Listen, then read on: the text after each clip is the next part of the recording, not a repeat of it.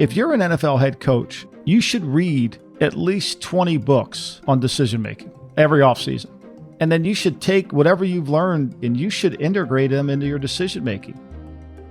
Hello, and welcome to the Decision Education Podcast, where we talk to experts and share tips on all things related to decision making. I'm your Season 2 guest host, Annie Duke, broadcasting from the Alliance for Decision Education, the educational nonprofit committed to the understanding that better decisions lead to better lives and a better society. In this season, we're turning our attention to decision-making in the world of high-performance sports. My hope is that through these conversations, you'll start to think differently about the critical role of decision-making in the competitive sports we follow so passionately, as well as discover practical ways to improve your own decision-making. Imagine what a difference it would make in your life and the lives of those you love if we were all even a little bit better at making decisions. The Alliance is building a national movement to bring decision education to every student in this country. But this podcast is for you, the adults, who are already out in the world making thousands of decisions every day and who want to get better at it.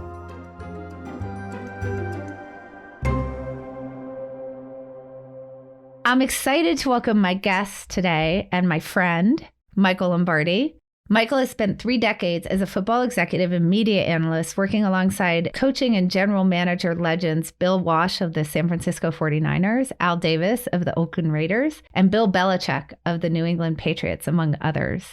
A former NFL general manager and 3-time Super Bowl winner, Michael is a speaker on leadership and author of Gridiron Genius, a masterclass in building teams and winning at the highest level, as well as the host of the GM Shuffle podcast. Welcome to the show, Michael. Thank you, Annie. I appreciate it. Thanks to have you.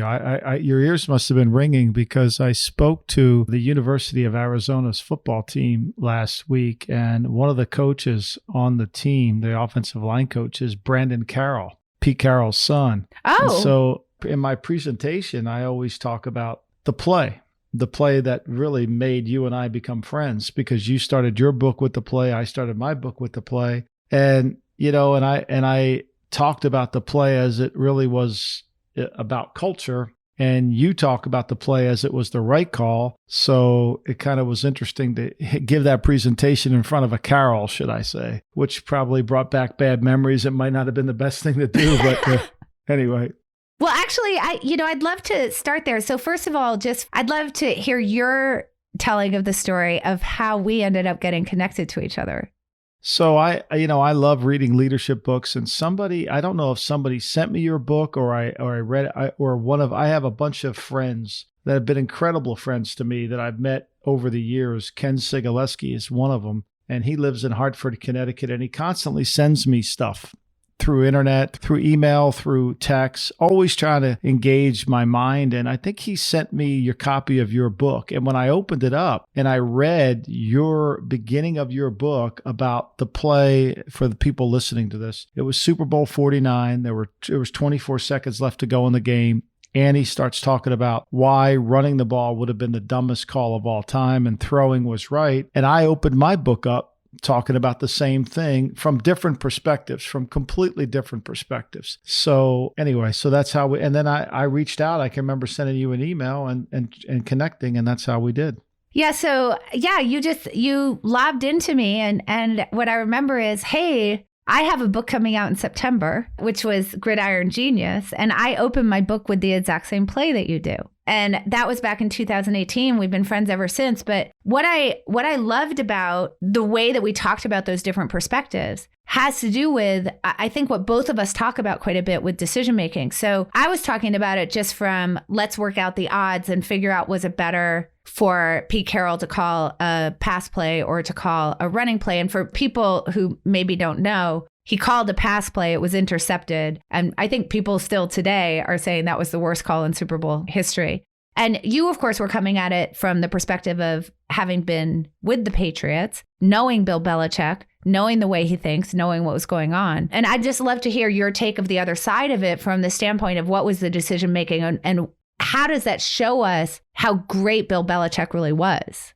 Well, remember, this is the biggest stage you can possibly be on, right? And he had prepared the team for this situation going back to March. And I wrote about it in Gridiron Genius, where he basically told the defensive staff, hey, we need a goal line defense, which meant we need 5 big guys in the defensive front. And we need 3 corners in the back end that can play the pass. So we want to be strong against the run, but not weaken ourselves against the pass. And we practiced that in all of May during our OTA days, all of June during our minicamp days. And then we practiced it all of training camp, July and August, and then all during the season every Friday. And then all in January, getting ready for playoff games. And the first time we actually called that defense was on that time with 24 seconds left to go. Of course, naturally, I'm in the press box screaming, call timeout, call timeout. And Belichick is just staring at Pete Carroll's sideline, and he sees them somewhat disorganized. And he says, play goal line nickel. So we trot on a college free agent who was never drafted, who played at West Alabama, who only is playing in the game because the kid he played behind got benched at halftime. And he makes the play of the game. Malcolm Butler intercepts the pass, and we win. And so it was really a decision-making that was lended itself by preparation, observation, and then being able to capture the moment at the right time. And his thought process, with a zillion people screaming in his ear to call timeout, with a zillion people telling him what to do, he was able to block out the distractions and the noise and just focus on what he wanted to do. And that's what makes him so effective. Yeah, I think that's so amazing, because you talk about really what it takes to be a great decision maker. And there seems to be some really unusual things about Bill Belichick that most people aren't able to do. And it seems to be things that addle other people who are in his position. One of them is, what are other people going to think? Right? Because you get into this position where other people are yelling at you to do certain things, like in this case, like call a timeout, for example. Or in Pete Carroll's case, actually, to run the ball. And somehow I feel like the greats are able to step back from that and see the situation and be willing to go against consensus and be okay with that. That's certainly one of them. But another one that you talk about that I think is so interesting that I'd love to dig into with Belichick is you really hone in on the idea that he's really good at cutting ties and understanding when you have to cut the ties. So I think one of the examples that you talk about is trading Drew Bledsoe in 2002. But I'd love to understand sort of how you think about that in relation to Belichick, and why you think that is such a hallmark for him of something that makes him very special.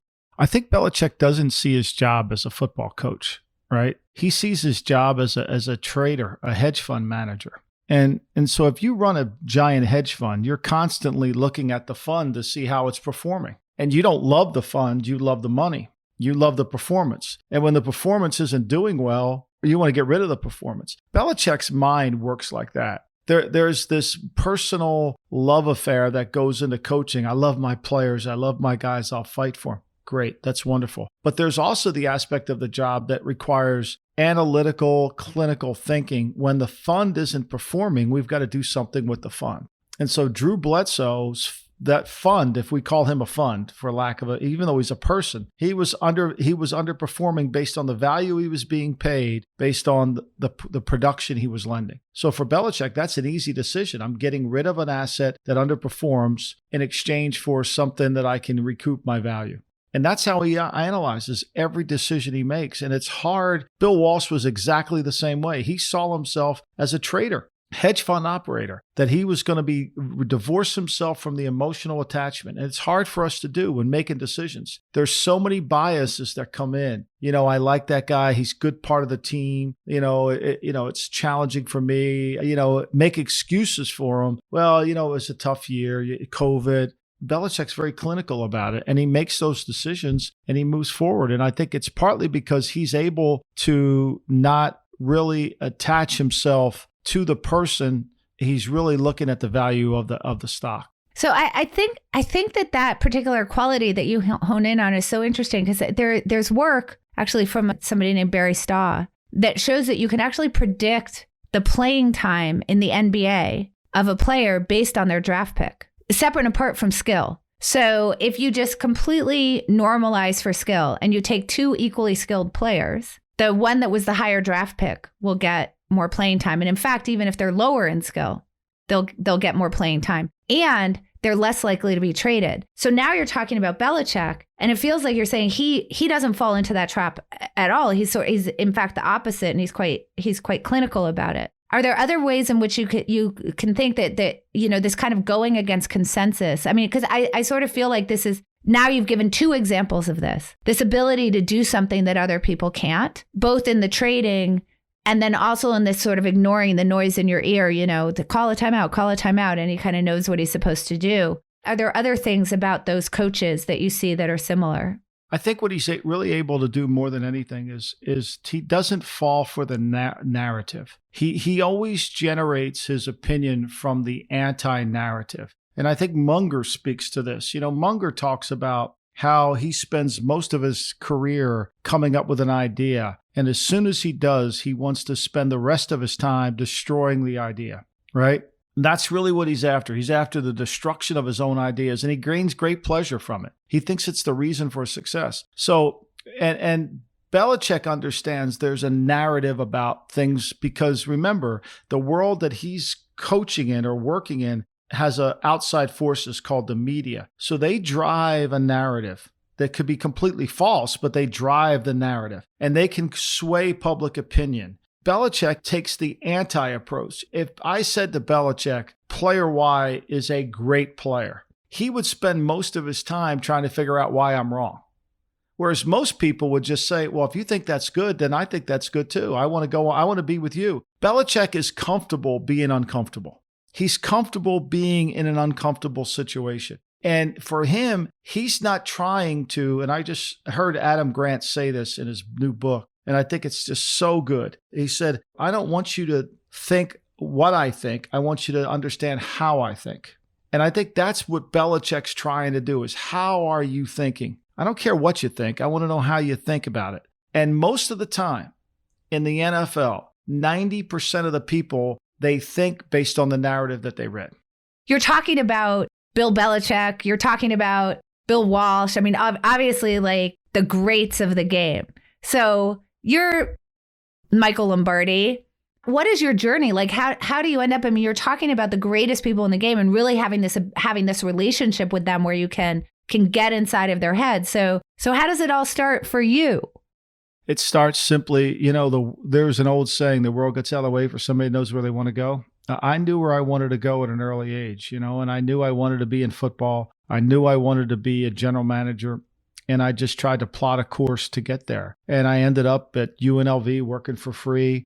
And I got a job, my first job in 1984. I was a scouting intern to drive Coach Walsh around. I made $20,000. I lived in this apartment in Menlo Park that no way was an apartment. It was a garage with a wall in it.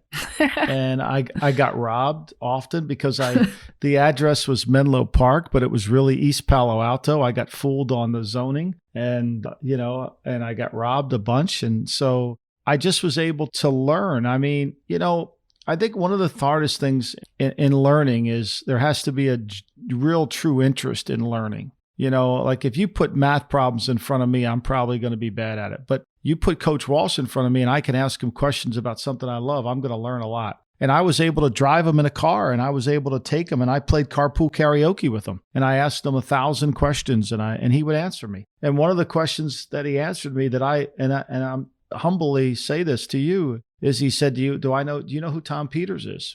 And I said, no, Coach, I have no idea who Tom Peters is. Well, he said he just wrote a book with Bob Waterman called In Search of Excellence. Go over to the Stanford bookstore because there was no Amazon in 1984 and buy the book and read it. And I did. And it changed my life. I have it on my shelf signed by Peters today because it changed my life because it got me into Warren Bennis. It got me into Peter Drucker. It got me into these people, these management, because Walsh wanted me to think not like a coach. He thought coaches he used to call them sometimes gym teachers because they would just roll the ball out and let everybody play kickball. He wanted to be intellectually challenging. And from that moment, he influenced my life. And that made me get into these areas, which then helped me get hooked up with Belichick, who's, I wouldn't say Bill's read 1,000 books on Warren Bennis or on Peter Drucker or any of that, but he practices that just through his own ability, much from the Naval Academy. I mean, Belichick grew up in the Naval Academy, so all the leadership principles and all the ways that he believes in are truly Navy principles that he just took with him when he grew up.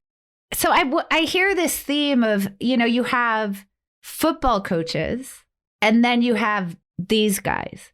And these guys are thinking in a different way. They're getting down deep into what makes a great decision maker and thinking about decisions as predictions of the future. And sounds like even like when you start to think about trading, the way that you're talking about it, they're thinking like, what's the expected value of this player? How much am I paying for this player? And obviously we can think about, what happens with Billy Beane and people start to really think about baseball that way. But it doesn't seem to be something that has made its way into the NFL in the same way. And I'm curious as to your thoughts on, obviously, Belichick and Walsh are such standouts in the way that they think in this more analytical way. Why do you think the NFL, is it something cultural? Is it something about the type of person who becomes a head coach has been pretty slow to adopt, comparatively slow to adopt these kinds of more analytical, data-driven approaches, even if you just look at something like what's the quality of their fourth down decisions, which we actually have quite a few analytics on, right? We know a lot about that. Yeah, I think a lot of this comes from the fact that coaches are taught the scheme first, not leadership first. So we always think coach is a great leader, but in leadership, you have to have a lot of expertise in different areas to help you lead. And I think Belichick, through the naval experience, understood that. Parcells, through his Army background, learned to do that. We don't spend enough time on teaching leadership. And part of teaching leadership is part of making decisions. I mean, there should be, if you're an NFL head coach, you should read at least 20 books on decision making every offseason. And then you should take whatever you've learned from your books, from so many, Adam Grant's book, all these books on decision making, you should integrate them into your decision making. And yet we don't have that because we don't have the curiosity. We just think it's going to, I don't really have, that's not a hard decision. I mean, how many times have you heard somebody say to you, well, the decision is A or B? No, there's never an A or B decision. It's always A, B, C, D, and E. And the ones who can see the C, D, and E's are the people that make better decisions. And yet in the NFL, I think we just spend so much time, it's the scheme. I got to get a quarterback, or and then they don't spend enough time in their own development, their own growth mindset. And I think that's what hurts.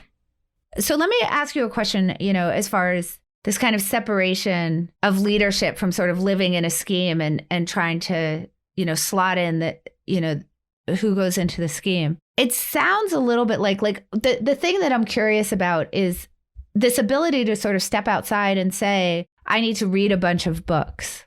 I need to think about how to develop myself as a leader. I need to think about what the alternatives are that are different than the ones that I'm already thinking about. Don't you think that that's somewhat inherently difficult for someone who's risen to the position of somebody who is a head coach? I mean, I wonder how much you think there's this danger that goes along with success that, you're successful. So you have the answers. And then this idea of reading 20 books in the off season, why would I have to do that? Because I think for you to continue to have success, you have to have curiosity. You've got to be able to, like, you write books, I write books, right? So when you read other people's books or you go for a walk in the afternoon, you come up with a better idea for your own book, and you come up with different ways to you listen to Adam Grant's book or read his book, or you listen to Malcolm Gladwell or listen to Tim Hartford's podcast on, the cautionary tale. You basically learn something that you can apply to what you're doing. You're not going to be an expert in everything, but you've got to have curiosity to learn about everything. And I think that's what falls short, and we get so busy, caught up in the moment, right? I got to do my job. I got to do the job. No, your job is, if I said that to 99.9% of the coaches, did you work out today? They would all say, yeah. If I asked them if they read a book today, they would say, I don't have time to read a book. So what they tell you with that statement is their mindful health is not as important as their physical health. And so would you say that's the biggest mistake that you see head coaches making, is they stop growing intellectually? They do. And most of the time, look, it's a harder job to get to the United States Senator. There's only 32 of them. So it's a challenging job to get, right? So what happens is they get consumed by the job. They don't really know how to do the job. So they're on the job. They know they have 2 or 3 years to succeed at the job. So everything is based on situational values, not sustainable values. So they make every decision based on situations, not on how I can sustain something, because the owners are so willing to make changes so rapidly. So it's a system that eats its own. Yeah, so that's actually, I'm so happy that you brought that up, because that's a question that I'd love to sort of dig in with you on. So if you're Bill Walsh or you're Bill Belichick, it feels like the career risk, at least at the point that I could say their names and people would know who they were, it feels like they're somewhat protected by, from career risk, right? What's going to happen when the fans start screaming and you do something weird and you go for it on 4th and 5 and you lose this really important game? And it feels like their jobs are always at risk. So sort of two things, and go in whichever direction. One is, how much do you think that matters, the structure of the NFL and the culture of the NFL in terms of how much head coaches get backed up and are allowed to be creative and to do things that are maybe less consensus by the GM or the owner, right? And how is that negatively impacting or positively impacting decision making? But then the second thing I'd love to know about is kind of a chicken and the egg problem, right? Is it that someone like a Belichick or a Walsh is naturally thinking that way? This is what gets them to the point where they have the great success that then obviously builds on itself and frees it up. Or are they good and they have success early and then they become great partly because they have the protection of the success? I think they become great because they're willing to go against the current. They're willing to zig when everybody else zags. And I think if you study any great movement, it's always been a zig against zag. And I think you have to have conviction of your heart. I think if you're on a short-term deal, let's use Pete Carroll, for example. So Pete Carroll is the head football coach of the New York Jets. It's his first job as becomes a head coach. And he waited most of his career. He did it exactly the way you did it. He went from college, worked his way up through college, became a coordinator in college, became a linebacker coach in the NFL, became a coordinator in the NFL. He gets his first job as the head coach of the New York Football Jets. The owner of the Jets at the time is a man by the name of Leon Hess. Leon Hess of Hess Oil is a brilliant man. Leon Hess is a brilliant man. He's from Asbury Park, New Jersey. He's started out in his family business. It went bankrupt during the Depression. He brought it back, and now he's one of the wealthiest men in the world. Well, Leon Hess should be a good judge of character. So after a bad season with Pete Carroll as the head coach, he has an opportunity to hire Rich Kotite as the head coach of the Jets. Oh, I lived in Philadelphia in the 80s. That's right. Of course you did. So now you know that here's one of the smartest and best businessmen of the world actually thinks he's going to fire Pete Carroll, to then hire Rich Kotite. And people in Philly laughed at him, much like you are. Okay. Yes, if people could see my face right now, they would see that I'm like, who, what? So he fires Pete Carroll, and so now Pete Carroll's depressed. He's just lost his job. So a couple years later, Pete Carroll gets hired in New England. After 2 years in reaching the playoff, he then gets fired again. This time, Belichick replaces him. So he's gone from the worst coach replacing him to now, which is the best coach replacing him. But here's the point of the story that I think people need to understand. What happened then was Pete Carroll said, I'm tired of doing it other people's way. He got the head coaching job at USC, and he went back to USC. He read John Wooden's book, and he said, you know what? I am going to do what I do. I'm going to be Pete Carroll. I'm not going to be a phony. I'm not going to be another version of somebody else. I'm going to be the Pete Carroll that I know. And he had great success. And he's taken that from USC to Seattle. But it took those two moves to get there. I think oftentimes as leaders, we want to put our toe in the water. Well, we're not really ready for that. We're not really ready to do that. I don't have the backing of the front office. Look, you're going to get fired if you do it the other way, because imitation leadership is the quickest way to get fired. I think I love that, what you just said. I think that a lot of times as decision makers, we get caught up in trying to fend off kind of the short-term result, right? And when we're doing that, what we give up is real long-term success. So if you think about Belichick, Bill Walsh, maybe throw Pete Carroll in there, they are all obviously great, but what you're saying is they all also make their own path, right? Like the whole point is that they're different, and that's what makes them great. If you were to think about, let's say Bill Walsh and Bill Belichick, who you're so intimately acquainted with, what are the things that, like, if you had to pick one thing that's similar between the two of them that makes them great, and then one thing that is different, like a difference between the two of them that separately makes each of them great? Well, I think that what makes them both great is their ability to think differently than everybody else, and their ability to be divergent in thought and come up with solutions based on the hand they're dealt, not based on what everybody else is doing. And I think the difference is fairly easy. What they're opposite against is Belichick is trained defensively and he knows offense really well through that training. Walsh is trained offensively and knows defensively really well through that training. And so for them, which most people wouldn't realize is because of their training, they spent more time understanding the opposite of their training to help their training. And that approach, like my two sons are coaches, and so this offseason, one works for the Patriots, one works for the Panthers. Like your job this offseason is to pretend you're the defensive coordinator of the New Orleans Saints.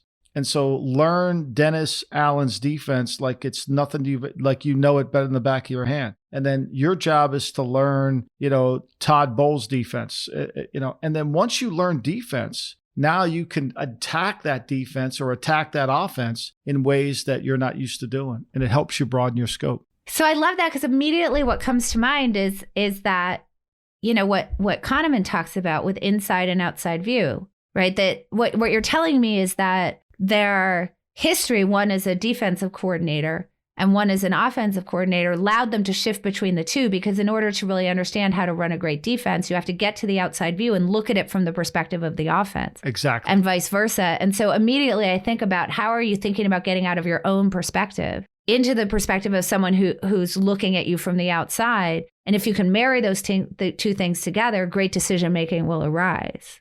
Right. And so then you have enough confidence to walk into a defensive meeting room if you're Walsh and say, look, this is not going to work because here's really the way they do it. Or Belichick walking into an offensive room and saying, here's how they're doing this and here's why. So it broadens your knowledge. And now it makes you a well-rounded coach, and you're not sitting down the hall when the conversation is going on and you're not sure what to say.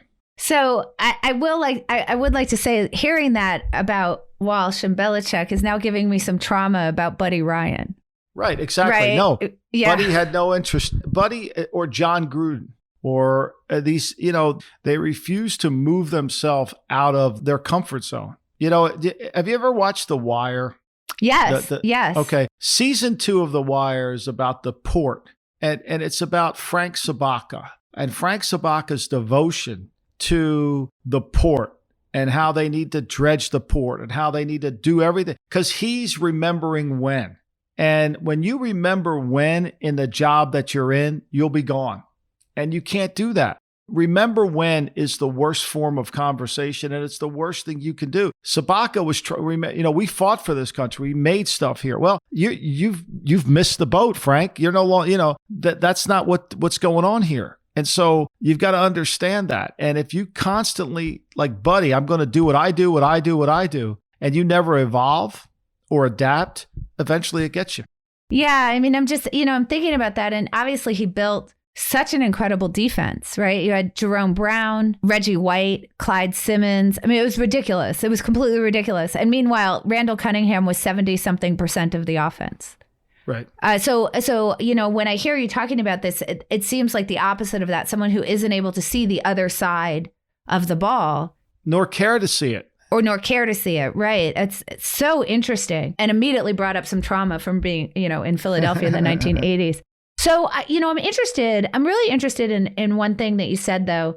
You talk about this total single-minded goal to get to be a GM, which of course you did, right? I mean, you did with the Browns. But I find it so interesting that you say that, because when I think about your career and you as what you've done in your life, I actually don't see someone who went down a single-minded path without being able to think outside of that. I mean, first of all, just from how much you were listening to Bill Walsh, and immediately most people wouldn't have taken that advice. And what do I need to go read these books that aren't about football? Right, who are single-minded, and then the different places that you ended up in football, and then obviously getting into media and podcasting and what you do with The Ringer, and then you write this amazing, really leadership and decision-making book, and you start thinking about how do you take what is happening in football and spread that across into other areas to help people become better leaders, to become better decision-makers, because you saw the lack of it in the NFL. So I just love to hear your thoughts on that, because you describe yourself as so single-minded, and I see you as such a polymath.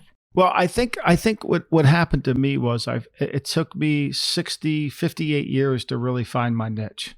I think the job that I'm currently in is the best job for me. It's the best job for me because I can offer advice and counsel to those who ask, and I can give it without worrying about the implications of that advice, whether they enact it or not. When you work in a building, when you work for an organization, you're in two kinds of jobs you can make a difference in or jobs you can grow from. And oftentimes I was always trying to make a difference in a job that I could only grow from, which causes you harm in your career. When you're trying to make a difference. Can you explain the difference? Well, because of the hierarchy, if you're in a job you can only grow from, when people won't listen to you above you and you give an opinion that's different than theirs, you're disloyal. So you really you can't make a difference. You can only grow from it. And I had a hard time understanding that. And so for me, I was always the guy that, well, Lombardi's really smart, but he's not very loyal because he'll just say whatever he thinks. Well, that's probably why I'm better at this job than I was doing the other job, because I can do this without having to worry about upsetting the room. And I can give counsel. And I love writing and I love being able to put my thoughts on paper. So it's taken me a long time to get here, but I think I finally found the right role for me in my career. And it not necessarily with the media, but more with the writing and the consulting, because that gives me the same feelings that I would have working for a team to try to improve a team. And it's all, whether it's hockey, which I help a team in hockey, whether it's football, where I help those, it's all the same. The sports are insignificant. The culture is always going to remain the same. So I think it took me a long time to figure out that I always thought I would be bored doing a job. And I never felt bored in the NFL. But now looking back, I was probably more bored than ever. It's so interesting what you just said, because, as I think about decision making, even in our discussion about inside outside view and how are you seeing the other side of the ball, somebody willing to speak up and disagree is such a valuable thing to have in your presence. It's such a valuable thing. What a valuable person. And I think it's interesting when you go back to this idea of what makes a great leader, what happens in these organizations. How are you thinking about, I'm just in my scheme and I need to fill the spot and you need to know your place and whatnot? That feels like it fits in so much with that sort of what's happening in the culture is part and parcel of you were always wanting to say what you thought and where you saw things differently. And people were like, we don't want any of that. Right. And it's taken me a long time to get here. And one of the greatest things that has gotten me here has been 2 years ago. It'll be 2 years ago in this July. I started with three other gentlemen, George Raveling, who was the former head coach at USC in basketball. He was the former head coach at Washington State in basketball. He was the former head coach at Iowa in basketball. He's a Villanova, played at Villanova, grew up in Washington. He actually, Annie, owns the I Have a Dream speech. He was on the stage the day Martin Luther King gave that speech. And when Dr. King walked off the stage, Coach Raveling said, "Can I have a copy of that speech?" And Dr. King folded it and handed it to him. So Millie and I were living in LA at the time. I was writing Gridiron Genius, and he and I would go to dinner once a week, twice a month. And we read $1 Trillion Coach. And we said, we should write a daily email for people to read that gives them a coach every day in their email box. So we started the Daily Coach. And in less than 2 years, we have over 25,000 email subscribers every morning. And it's forced me to write along with Coach Rav. We have another young man named Kamadi Ramsey. Trevor Clapp writes and Alex Servassier writes too. So we have 5 different people that kind of, we don't put our names on anything we write. So it's always different. I would be remiss, Michael, if I did not ask you about Stratomatic. Me and Eric, yeah. Well, that's what started it all. That's what started it all for me, because I grew up in this little beach town and I played that Stratomatic baseball game. It was a dice game. They still have it. I still have my boards in my office downtown. I played it and I got fascinated with drafting. I got fascinated with building teams, and it just became in the summer of, whenever I can remember it by the songs on the record, because we used to have a radio that we would play. We were playing the game. So we would, listen to the music as we were doing it. And the only time we'd go to the beach, if we thought Linda Bosbyshell was on the beach in her bikini, we would run down there and go for a swim. But other than that, we were not leaving the room. So I'm curious, So I know a few people who played a lot of Stratomatic when they were young, as you know, including my husband. And they all seem to be amazing decision makers, by the way. What do you think that you were getting from Stratomatic? I mean, obviously you were deep into that game. What do you think you were getting from Stratomatic that wasn't being taught in school? Like, I mean, in some sense, what I'm asking is, would we be better off as a society if kids were taught something like Stratomatic or playing something like Stratomatic when they were in school? Yeah, I think it's called second order thinking. I think that's what we learn at Stratomatic. You know, if I do this, what's the effect of that, and how would that decision affect my next decision? It's a little bit like we should all play chess, you know, and Stratomatic was the chess version for me. It forced me to think strategically and second order thinking. Once I make this decision, where am I going? What am I going to do? And if I move that player here, where do I fill in the blanks over there? You know, and now, since then, I've always tried to have second order thinking in my life. If I did this, where would I go from there? And what would I do? Drafting players. If I draft player Y, what's the back door? What do I get out of this if something falls? So I think we should all teach our kids second order thinking, or have them play games that require it. So if you could switch out in school trigonometry for Stratomatic. It'd be perfect for me. I could do it. I mean, you can give me any math equation. That's why I married Millie. She's an accountant, so I don't have to worry about it, you know? So what do you know, obviously, I mean, you're so deep in this, and you're now consulting. You know, I love, by the way, that you're now consulting with teams because they're hiring you to disagree with them. So now you get to finally be in that role. And I tell them all this. I think, to me, what you should open up in every building is a change department. You should have somebody who basically you hire that every idea you have, their job is to come in and have you change their mind. Just call them the change department. Yeah. Have 3 guys sit in a room and say, okay, we want to do play. Tell me why we shouldn't do it. Yeah. I mean, that's that idea of seeing it from the other side of the ball, right?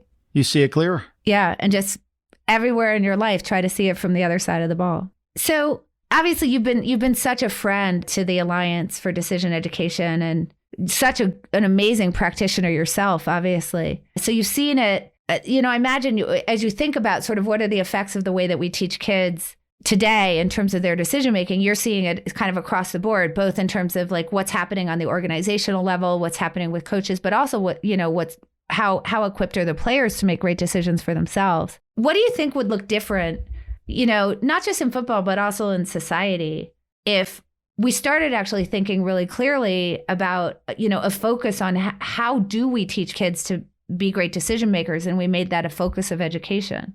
To make good decisions, you have to really go through all the biases and explain to them what the biases are, because most kids don't even understand that there's a competitive bias that's in something that they're doing, or there's a comfortable bias, or there's, you know, a prejudice bias. I mean, I think if we could teach that look, all decisions have these form of biases in them.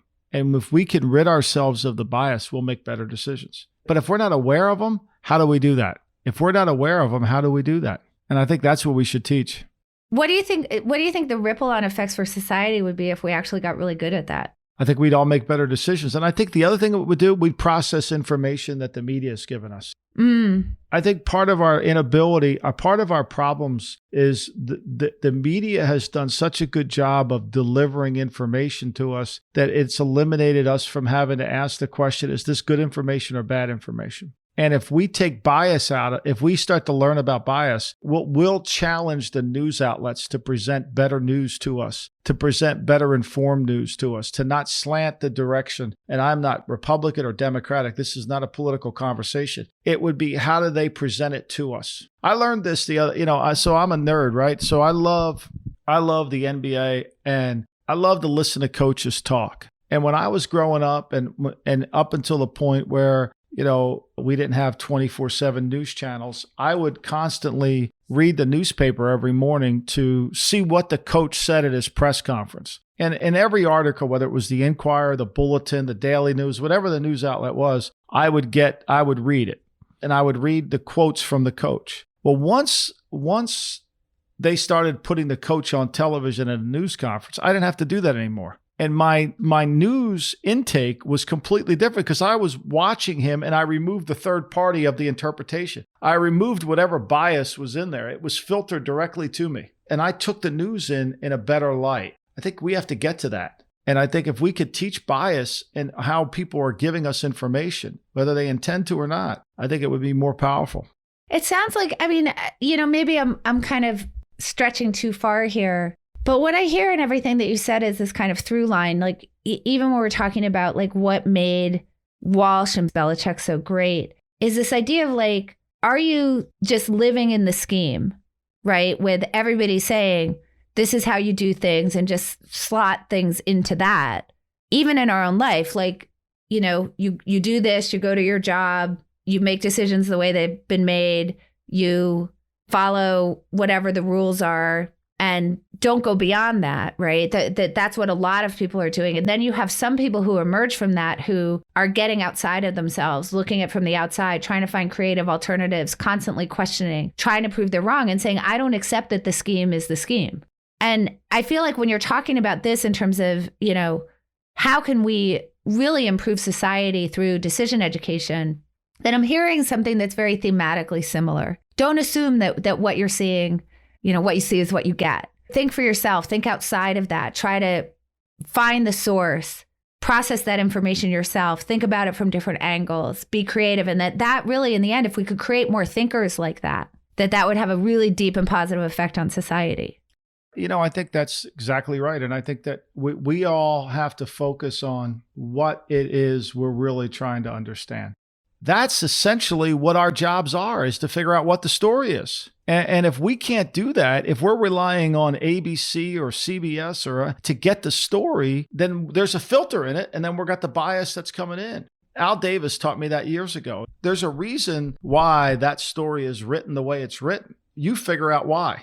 I just love this, idea of we have to equip people to be able to figure out what is the story, what is true, right? What do you do about it? How do you try to navigate your own decisions so that you aren't just going along with consensus, that you're willing to figure out what you want and make your own path? And I feel like so much of that is in here. So let me just ask, I think you probably, somewhat answered this, but what decision-making strategy, like if you had one decision-making strategy that you could pass down to the next generation of decision makers, what would it be?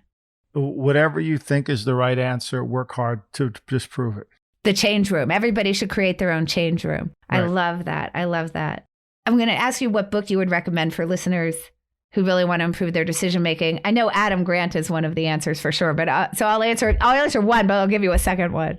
I'm reading that now. I think that, I think the other thing is I would read Sherlock Holmes. I would read his ability to use deductive reasoning and trying to find the variables, to see the non-obvious. How does he go from A to B to C to D? I think the people that read Sherlock Holmes or Arthur Conan Doyle or Peter Belvin, he's written a bunch of books about decision making. They're fascinating books. And he uses Sherlock Holmes as kind of a model. And I think that Maria Kornikova did the same thing. She wrote a book with that. And she just called wrote a Mastermind. Mastermind. But she also wrote another book about decision making from playing world-class poker, much like you. So I think any way we could take people that use that and apply it to our lives, that's what I would do. So obviously Gridiron Genius is just such an amazing book, and taking this framework of, decision making in football, and how can we really understand that that's really a good laboratory for understanding decision making in life and leadership qualities and what makes somebody excel and be great. And you're actively doing the consulting, the newsletter, the media. So I just have to assume that you aren't done writing and you have another book in you. So I'd love to hear if you have another book in the works. The other book in me, it has to be in me. I listened to David Crosby once on television. He was talking about singer-songwriters, and he said, when you are a young singer-songwriter and you get in front of a record label and you give them 15 songs, you spent 20, 23, 24 years of your life working on those songs. It's your whole life, right? Your true talent comes when you write your next batch of songs. right? That's your true talent. That to me is what's motivating me to write another book, because that book was easy to write in the sense that I was gifted, not because it was easy for me to write, but it was easy for me to be in that arena humbly around these great leaders. My next book I want to take on is I want to look at the great players and try to break down, because if you enter the Hall of Fame, you're Annie Duke and you get voted into the Hall of Fame, and I'm Michael Lombardi and I get voted in the Hall of Fame, there's a distinction between the two of us. We both wear a green jacket. We both belong, but in what way do we belong? And not one size fits all. So my next book is going to talk about the game, from the coaching to the players to the media, and how it's influenced the narrative that's created some popular myths in the game. And it's also hurt some players that should be along in the Hall of Fame.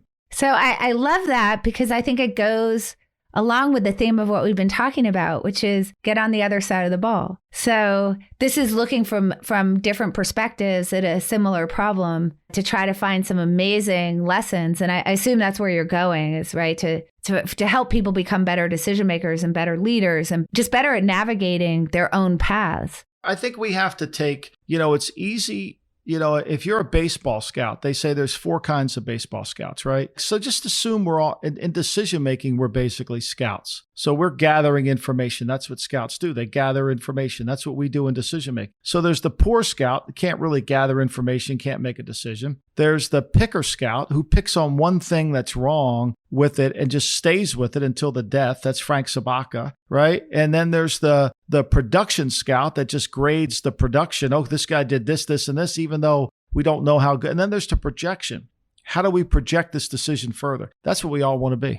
Yeah. Yeah, I love that. I mean, I'm sure you've read Super Forecasting, that really that's what every decision is, right? It's like a projection of what the future is going to be, but integrating the knowledge of what's in the present. And if you just stick with understanding what exists today, you'll miss what exists tomorrow. So I love that. I can't wait. I hope I'll be able to read an early copy. There you go. Maybe I have an in with the author. You will. You have an in.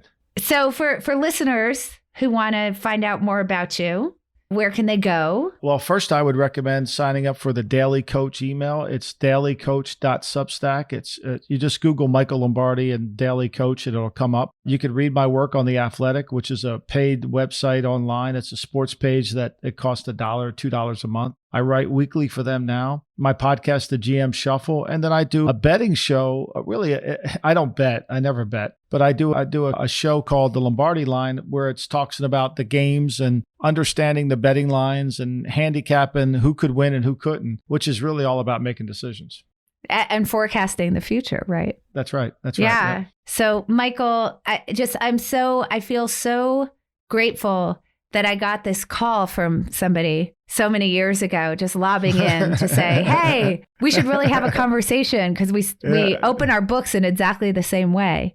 Well, we need, once COVID, now that we're all getting shots, we need to get together. That is exactly right, because we have not been in the same place at the same time for now, a long time. When was the last time? I guess it was at a Jeffersonian dinner for the Alliance, actually. Yeah, that's right. It was. Maybe 15 months ago or so.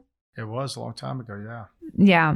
Well, this has been so lovely, and I'm so grateful that you came on and that we could talk about your amazing work. And I am so excited to see the next book that you produce and what everything has in store for you. And thank you so much for being such a great friend to the Alliance. Thank you, Annie. Anytime. At the Alliance for Decision Education, our mission is to improve lives by empowering students with essential decision skills. We're building a national movement to ensure decision education is part of every student's learning experience. Through this podcast, we're raising awareness about the movement, but we need your help.